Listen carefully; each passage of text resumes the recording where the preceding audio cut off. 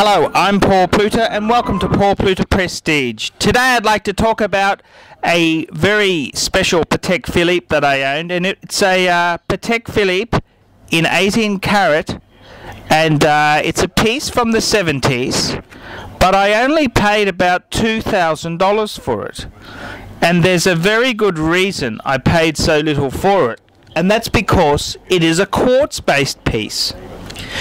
And this piece I actually I acquired, and it proudly on the dial said quartz. Can you believe that? Now that's just the ultimate sin to have on your dial there, but back in the day quartz was new and it was a fantastic technology. You wanted to let everyone know you had a quartz piece, and a beautiful gold case, and you know, it's got the attention to detail you'd expect from a Patek, but I've got to say, in all honesty there, the quartz movement itself there has a big impact on the prices. And the 3853, this is the reference of this Patek here, very 70s period piece, and I really did enjoy owning it. The only reason I sort of got a bit scared with this piece, for some reason, whenever I wore it, it would lose time. If I had it on the shelf, it would be fine. But whenever I wore it, it started losing time. So I thought I better get rid of this thing quick before it costs a bomb to fix. And I sold it with a Patek box for about two and a half, and certainly not huge profit in it, that's for sure, but at least I got out of the bloody thing. I suppose that's the positives you've got to look at for these sort of things here.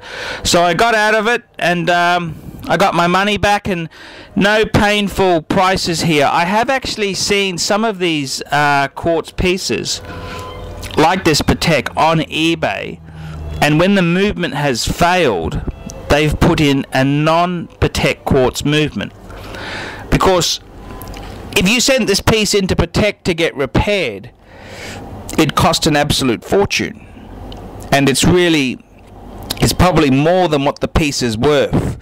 So I have seen a few of these for sale where they fitted a generic ETA sort of quartz movement inside them, and I suppose, look, it keeps the watch going. I mean, what do you do if the quartz circuit shits itself and it's long out of warranty? I mean, this is a 70s piece, a late 70s, early 80s piece. What do you really do there? So, you know, I can understand the logic for not sending it to Patek, but geez, it's this is always the danger with quartz. If something goes wrong, you can only really send it to the maker, because they've used such a proprietary type quartz movement, and it's big money to repair. And that's kind of how it is, I'm afraid. Yeah, that's how it is there. So okay, let's go through some scoring for this here. For the brand itself, a 10. For the significance of this model itself, I'm going to give it a 7. For the movement itself there, I'm going to give it a 7 as well there. For the workmanship, attention to detail, I'm going to give it a 9. And finally, the Paul Pluta Prestige rating there, I'm going to give it a 7. And we tally those points up there, and we've got 40 points for the Patek 3853. I'm Paul Pluta from Paul Pluta Prestige. Tell me what you think of the Patek 3853.